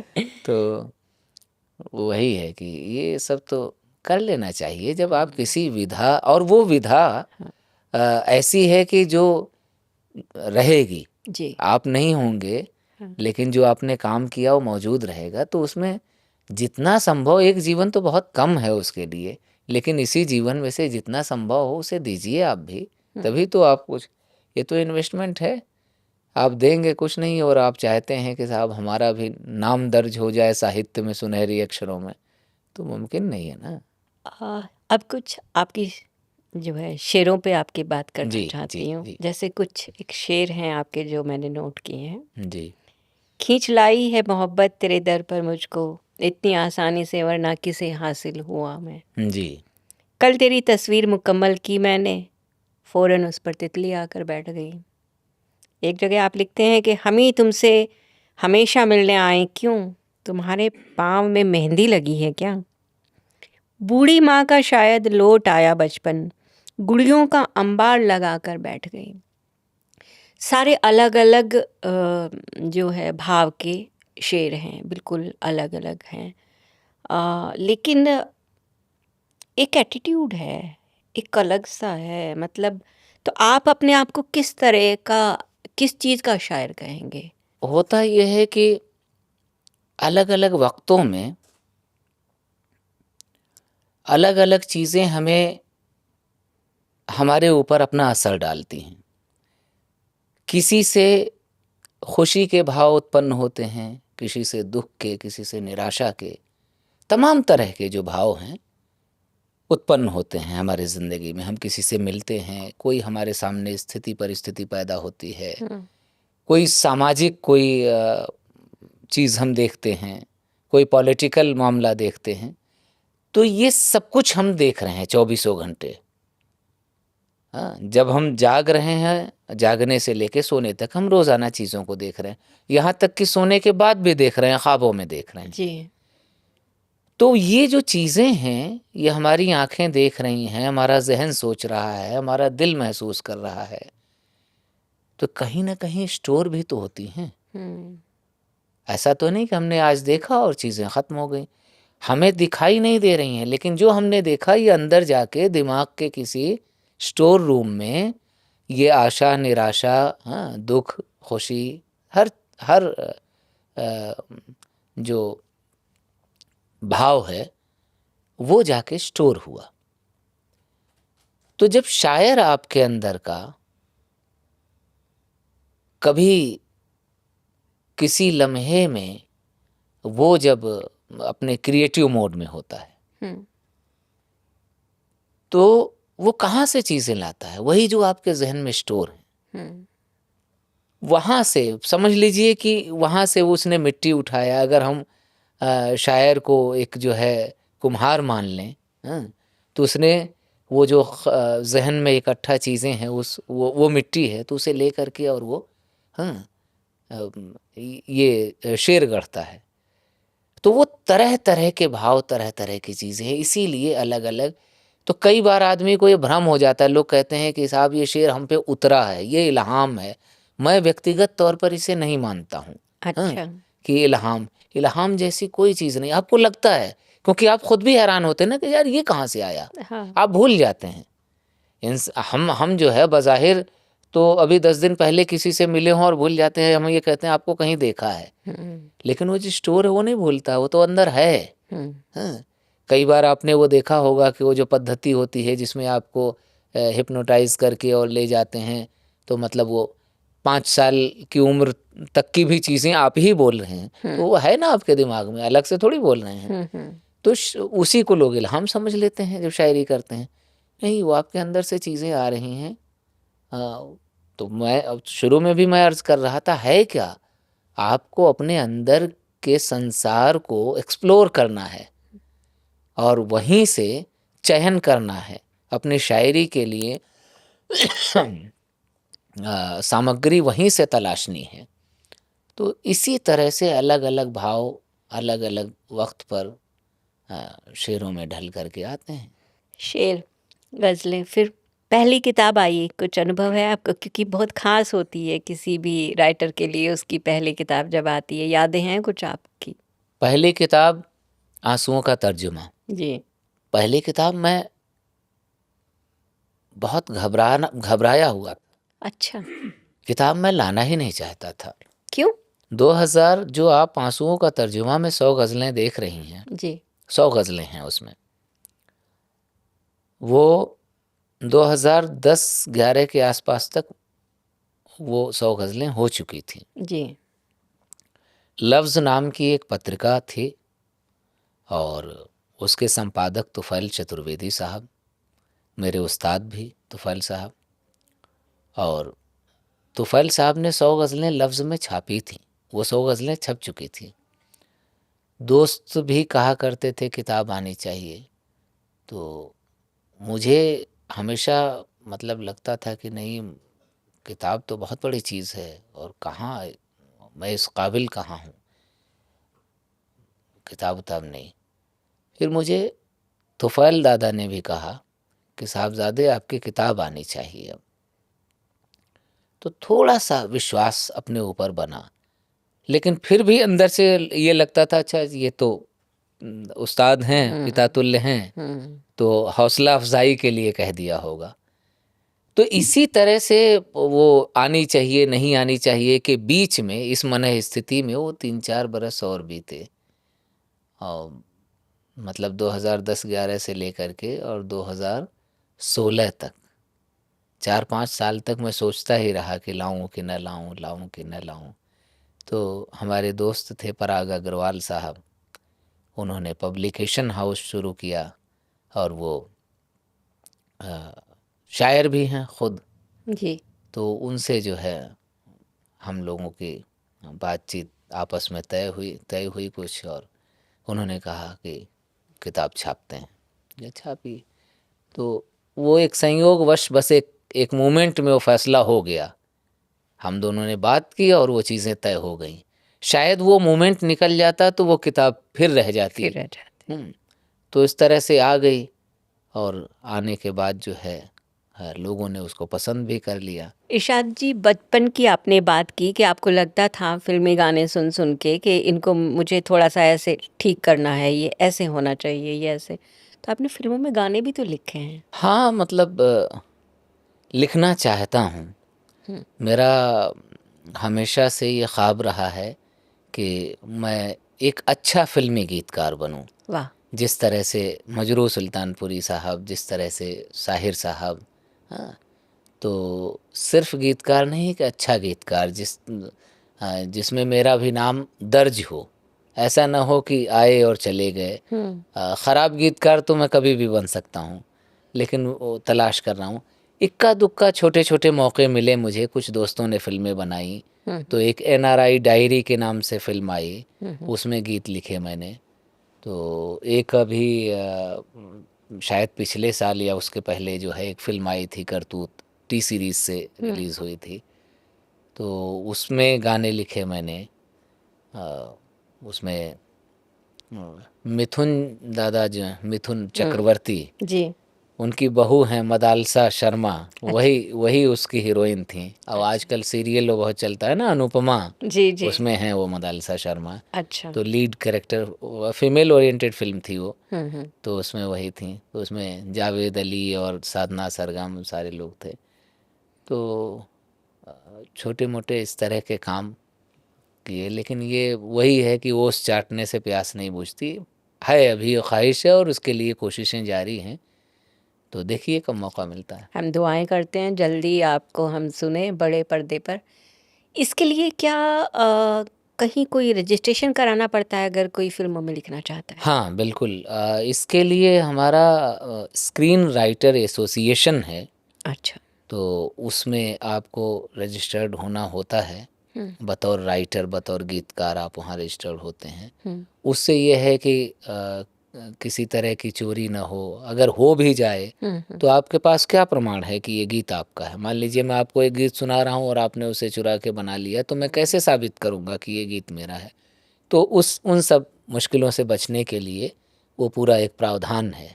तो उसकी तो कोई फीस भी होती है? हाँ, उसकी फ़ीस भी होती है। अच्छा। हाँ, उसके मेंबरशिप की भी फ़ीस होती है, बल्कि हम अपना सॉन्ग या स्क्रिप्ट जब रजिस्टर्ड कराते हैं तो उसकी भी फ़ीस होती है। अच्छा। तो उसके बदले वो हमें सुविधाएं देते हैं। अच्छा, तो वो हमसे एक फीस मुश्ती लेते हैं। होती है या वो सालाना आपको रिन्यू करना हाँ, पड़ता मतलब है? वो एक तरह से जैसे ड्राइविंग लाइसेंस है ना, अच्छा। तो उस तरह से उसमें भी है कि ये 1 साल के लिए फ़ीस है, ये 3 साल के लिए, ये 5 साल के लिए, और लाइफ टाइम भी उसमें है। एक फ़ीस अमाउंट होता है कि आपने दे के, वन टाइम दे करके। तो जैसे मैं लाइफ टाइम मेंबर हूँ राइटर, अच्छा। हाँ, स्क्रीन राइटर एसोसिएशन का, और मैं बल्कि आज से 15 बरस पहले से हूँ, अच्छा जी। 2010-11 के आसपास से। जी। तो वो ज़रूरी है। अच्छा।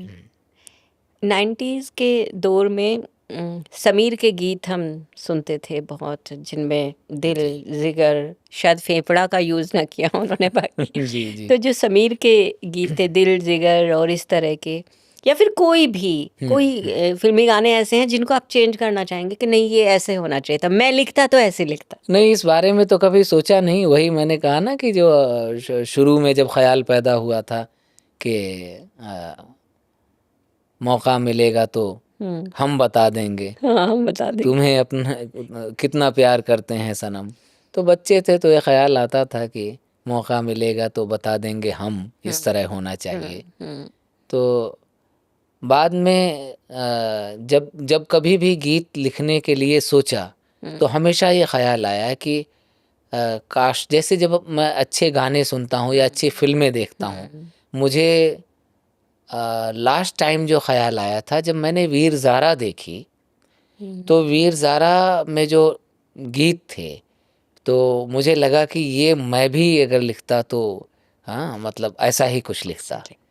तो बाकी तो अब जो है, जो गाने आते हैं तो बहुत देर देर बाद कोई गीत आता है जो प्रभावित करता है। मतलब प्रभावित करने वाले गाने मुझे सुनाई नहीं पड़ते। मेरा जो टेस्ट है ना, वो थोड़ा सा ये है कि गाने मीनिंगफुल होने चाहिए, अर्थपूर्ण गीत होना चाहिए, और गीत ऐसा हो कि एक तो सहज हो, आम भाषा में हो।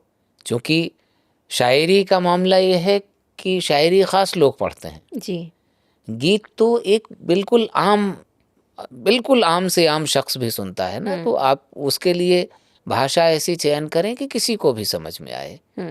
और अगर आप बड़ा फ़लसफ़ा भी गीत के अंदर पेश करें तो वो जैसे कि शैलेंद्र जी मुझे बहुत पसंद है गीतकार के तौर पर। जी।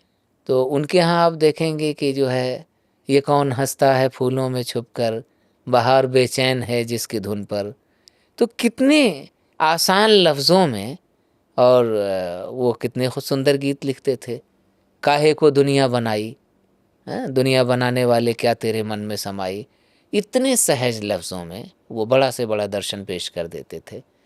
तो ऐसा ही मैं लिखना चाहता हूँ और ऐसे ही गीत मुझे प्रभावित करते हैं। अब जिस दिन ऐसे ही म्यूज़िक डायरेक्टर या ऐसे ही प्रोड्यूसर डायरेक्टर भी हैं बहुत सारे लोग, लेकिन जब वही होता है ना कि सही तार जुड़ जाए, मेरी सोच वाले कुछ लोगों से मेरी भी मुलाकात हैं, अब भी हैं कुछ लोग, लेकिन वो उनके पास मेरी ही तरह वो भी संघर्षरत हैं। कुछ इस्टेब्लिश लोग ऐसे जब मिलेंगे तो वो निकल कर के चीज़ें आ पाएंगी। देखिए कब होता है, इंतज़ार में हैं हम। अच्छा, हमने आपके बारे में जब रिसर्च किया तो नेट पर ना एक तो कई आपके हम नाम भी लोग हैं, लेकिन कई आपके नाम से भी अलग अलग चीज़ें निकल कर आई हैं। अगर आप कंफर्टेबल हैं बताने में, तो आपकी क्या अरेंज मैरिज नहीं है, लव मैरिज है या इंटरकास्ट मैरिज है? बिकॉज नेट पे बताया जा रहा है कि आपकी जो धर्मपत्नी है उनका नाम है शकुंतला खान सिकंदर। उनको ढूंढ के लाइए पहले तो। ये जो शकुंतला खान सिकंदर हैं, इनसे मैं मिलना चाहूँगा कि कौन है, कहाँ हैं। जहाँ भी हैं वो सुन रही हों तो मैं उनसे गुजारिश करूँगा कि ज़रूर मिलें मुझसे। तो ये सच नहीं है। नहीं, ये सच नहीं है। और आपने कहा कि बहुत हम नाम, इरशाद खान सिकंदर अगर आप गूगल पे डालेंगे जी। तो कोई नहीं है। अगर आप इरशाद खान डालें या अलग से सिकंदर डालें तो फिर बहुत हम नाम मिलेंगे। अगर ये क्रम आपने ठीक रखा है, इरशाद खान सिकंदर पूरा, तो कोई दूसरा नहीं है। इरशाद खान में सिकंदर जुड़ने की वजह से ये थोड़ा सा अलग हो जाता है। लेकिन बिना के धुआं नहीं उठता है शकुंतला। तो हम आपसे पूछना चाहेंगे कौन शकुंतला है? हाँ, मैं भी पता लगाऊंगा। देखिए, पहली बात तो ये है कि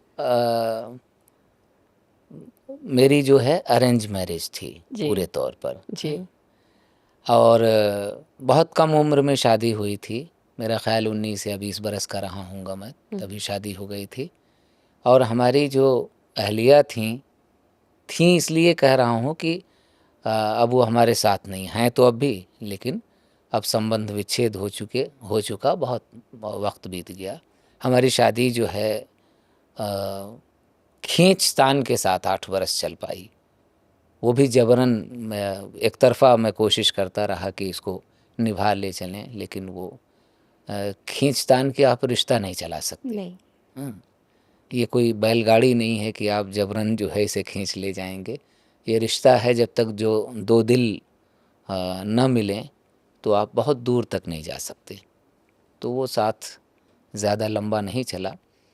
मामू की लड़की थी वो, मेरे सबसे छोटे मामू हैं, उनकी बेटी थी और उनका नाम अलसबा सिद्दीकी है, शकुंतला नहीं है। तो मेरा बेटा है, अब तो वो वोट देने के काबिल हो गया है और वो मेरे पास है। वो तकरीबन 1-1.5 बरस का था तब जो है हमारी पत्नी चली गई थी, उन्होंने दूसरी शादी कर ली। तो तब से हम माँ भी हैं और पिता भी हैं। तो ये है हकीकत। तो ये सफ़र अब आप ऐसे ही रखना चाहते हैं आगे? नहीं, जिम्मेदारियों की वजह से अपने लिए जीने का मौका नहीं मिला अभी तक, क्योंकि बहनें हमारी इतनी छोटी हैं हमसे कि वो बेटियां ही कहिए। जुड़वा बहन है मेरी, जिनमें से एक की शादी हो गई, एक की शादी करनी है। तो उनका भी, अच्छा, जिम्मेदारी का मामला ये होता है कि अगर आप जिम्मेदारी समझें तो है जिम्मेदारी, ना समझें तो आप पर कोई जिम्मेदारी नहीं, आप आज़ाद हैं। बहुत से ऐसे परिवार हैं जहां आपको मिलेगा कि छोटे बड़े जिम्मेदार हैं, कई जगह मिलेगा कि बड़ा भाई जिम्मेदार है। तो हमने अपना फ़र्ज़ समझा हमेशा बचपन से ही कि नहीं, इसमें परिवार में हम भी पूरे तौर पर वालिद के साथ कंधा से कंधा मिला के चलें।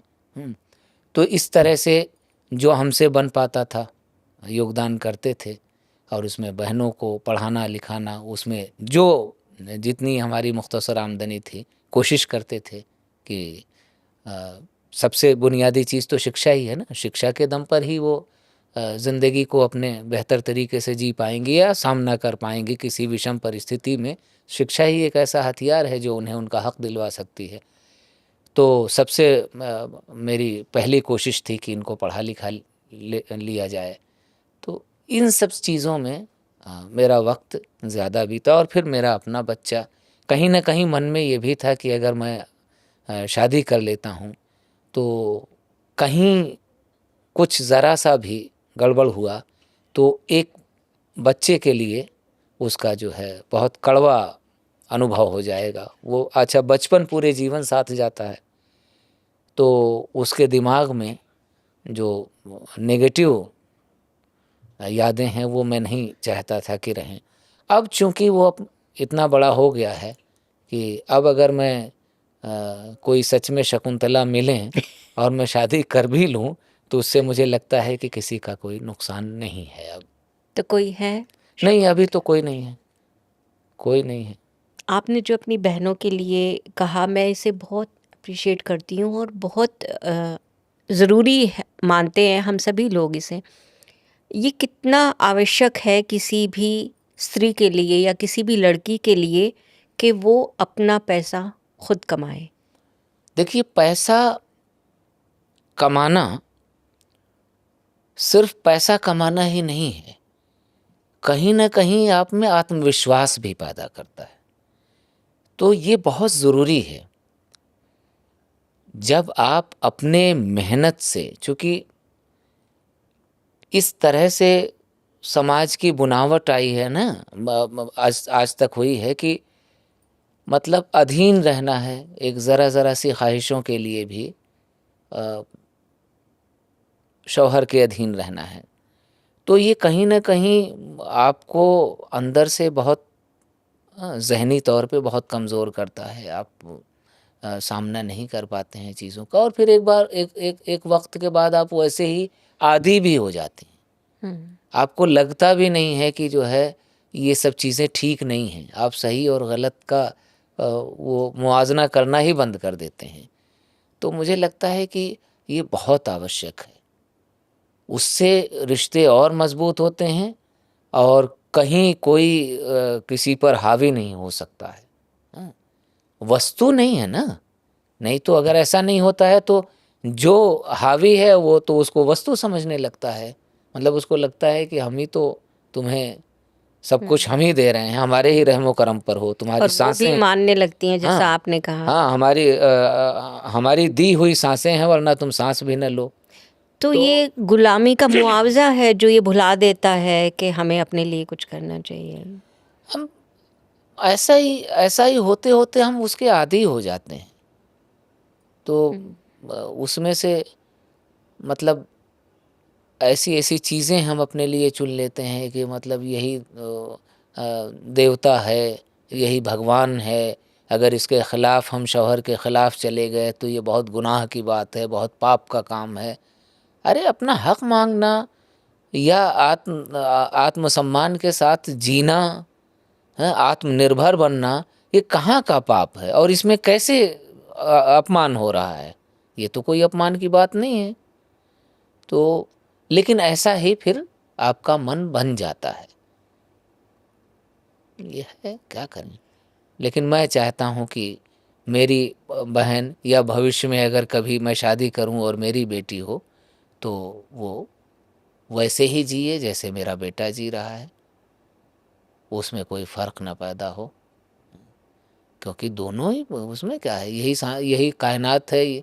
जो सांस तुम ले रहे हो वही हम ले रहे हैं, तो ऐसे कैसे कि तुम श्रेष्ठ हो गए और हम कम।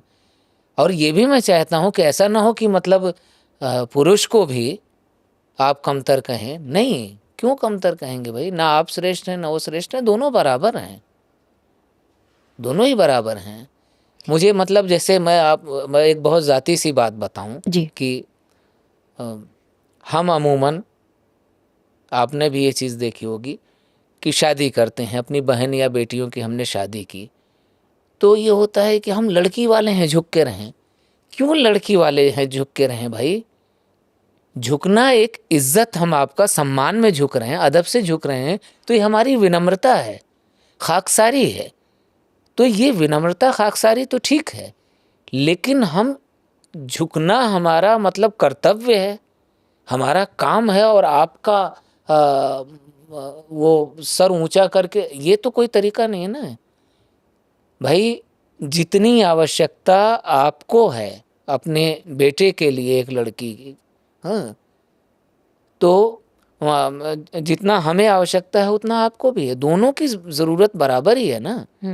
तो फिर कैसे एक आदमी तन के रहेगा और एक झुक के रहेगा, मुझे ये कंसेप्ट ही नहीं समझ में आता है।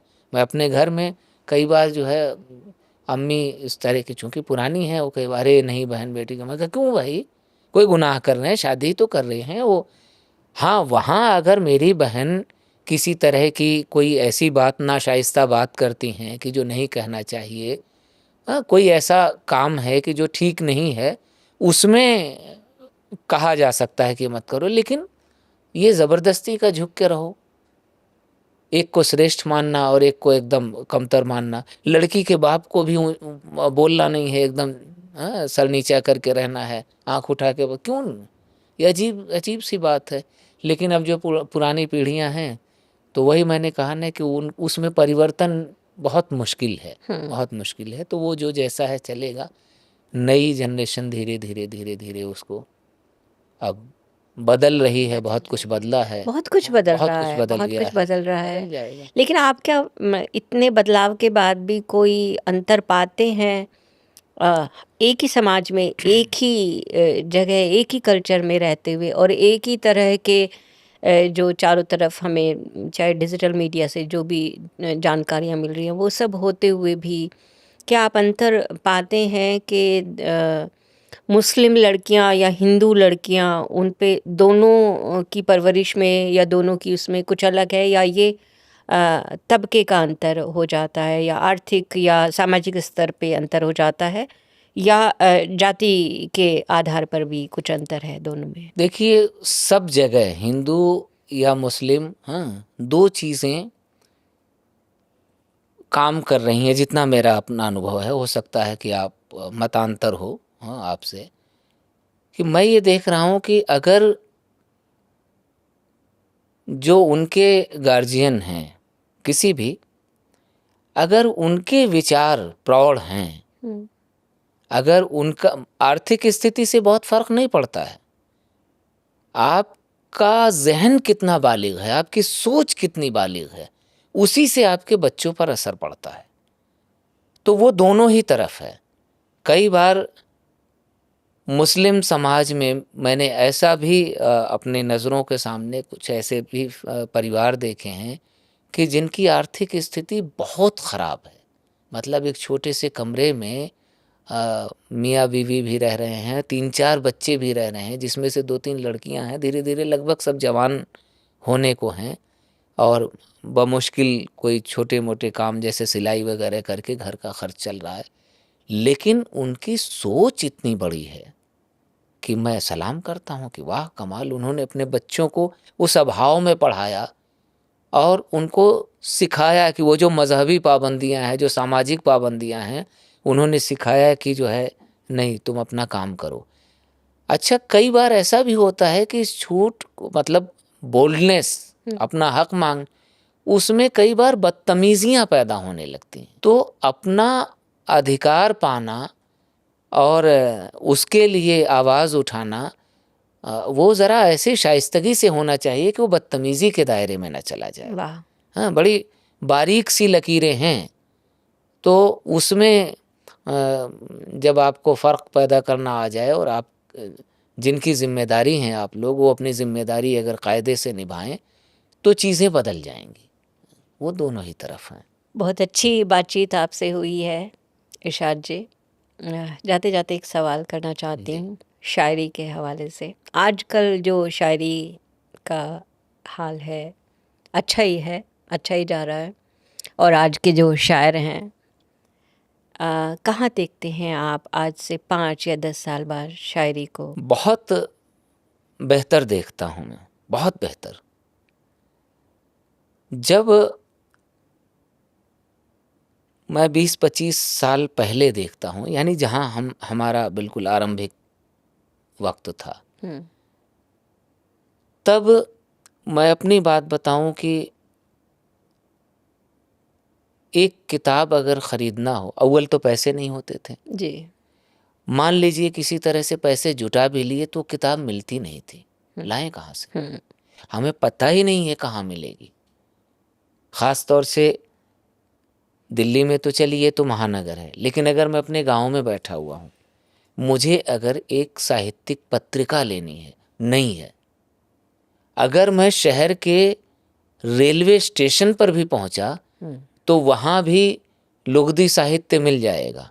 हाँ, पत्रिका भी मिलेगी तो कुछ वो गृह शोभा मिल जाएगी और सरस सलील टाइप की मिल जाएगी। जी। लेकिन अगर आप एक अच्छी साहित्यिक पत्रिका ढूंढने जाएं तो आपको मिल नहीं रही है।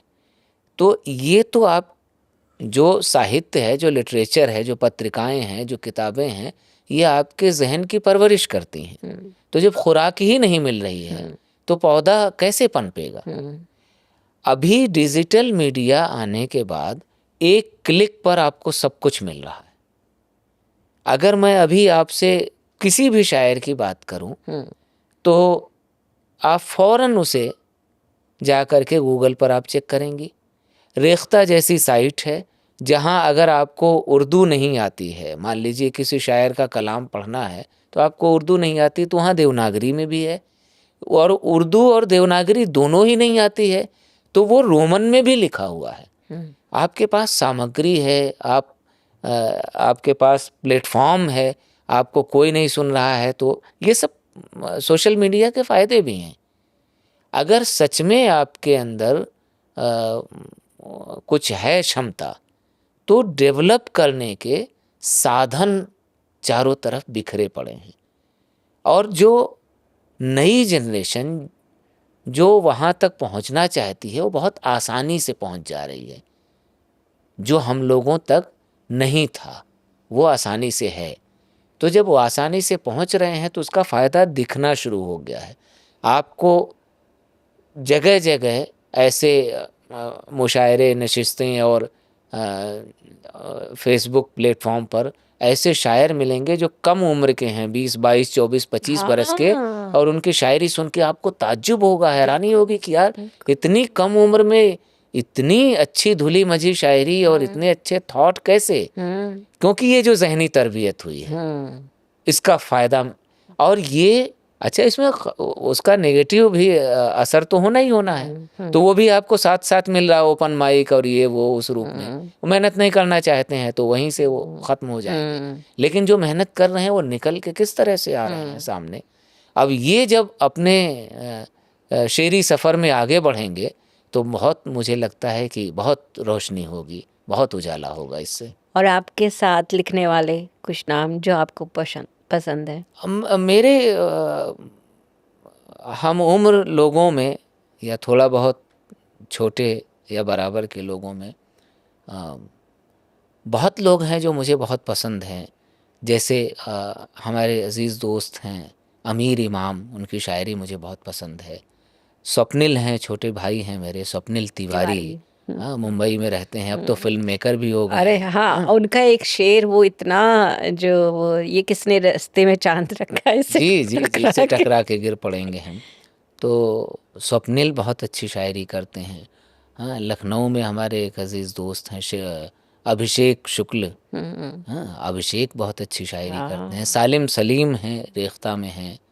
तो बल्कि और उसके हमारे जस्ट बाद वाली जो जनरेशन है उसमें तमाम लोग, अब्बास कमर हैं, बहुत अच्छी शायरी करते हैं। अरे गजब, वो आपने उस मुकर्रर इरशाद में लिया जी, है। जी, जी, और उनका पहला ही शेर भाई बहुत ही कमाल उन्होंने लिखा। नई जनरेशन आकिब साबिर हैं, पल्लव मिश्रा हैं। तो मतलब एक नाम नहीं है, मैं अगर नाम गिनवाना शुरू करूं तो कम। पहले इसीलिए तो मैं गिनवाना चाहती हूँ कि आपसे लोग नाराज हों फिर कि हमारा नाम सोचना पड़ता था, एक अच्छा शायर ढूंढना पड़ता था कि कौन है। अभी तो इतने हैं कि आप कितना भी सोचेंगे 4 नाम छूट ही जाएंगे। अच्छा, ये तो मैं सिर्फ हिंदुस्तानी, चूंकि अगर आप वैश्विक स्तर पे देखेंगे, पाकिस्तान में तमाम लोग अभी इस वक्त हैं, कितना देखिए इतनी अच्छी शायरी कर रहे हैं। तो अभी है, और वो जो मैंने कहा ना कि उसका फ़ायदा पहुंच रहा है आसानी से। चीज़ें वो सिर्फ हमें ही थोड़ी मिल रही हैं, हर जगह जहाँ जहाँ शायरी पसंद करने वाले लोग हैं वहाँ वहाँ आसानी से चीज़ें पहुंच रही हैं और तरबियत हो रही है। बस ये है कि ज़रा छान फटक करनी पड़ेगी उसमें से। अगर वो कर लेंगे लोग तो यात्रा और सुखद होगी। चलिए, शायरी की यात्रा भी सुखद हो और आपकी यात्रा भी सुखद हो, और हम बहुत जल्दी आपको जो है हिंदुस्तानी फिल्मों के पर्दे पे देखें और सुने। मैं तो कहूँगी देखें भी आपको, आमीन। जो है और एक छोटा सा गिफ्ट है आपके लिए जो हमारी तरफ से है। ये इरशाद जी, एक छोटा सा गिफ्ट है आपकी तरफ से। बहुत शुक्रिया। नहीं, आप बैठे रहें क्योंकि वरना ठीक है फिर बेटा। आपकी आवाज़ नहीं आएगी। बहुत बहुत शुक्रिया आपका। बहुत धन्यवाद। वाह। आप आए, बहुत अच्छा लगा।